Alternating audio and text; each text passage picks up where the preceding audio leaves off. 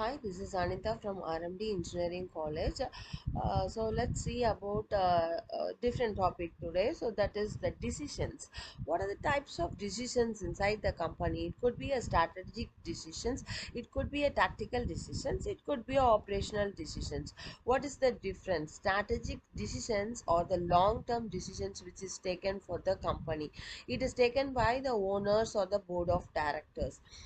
Tactical decisions, this is mid decisions taken by the managers.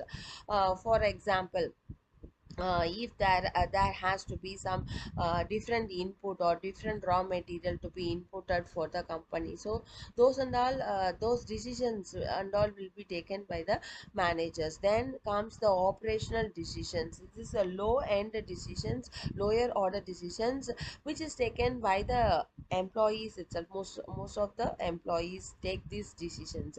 So whenever the operation is going on in a firm or some processes done inside the business, so if there is some hindrance to that, then the decision is immediately made by this employees. So and it comes under only the short term decision.